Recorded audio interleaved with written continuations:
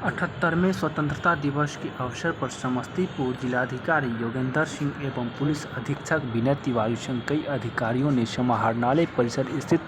राष्ट्रपिता महात्मा गांधी एवं प्रथम राष्ट्रपति डॉक्टर राजेंद्र प्रसाद की प्रतिमा पर पुष्पमाल्य अर्पित किया एवं तत्पश्चात जिलाधिकारी ने समाहरणालय परिसर में झंडोत्तोलन किया व राष्ट्रगान के साथ झंडे की सलामी दी।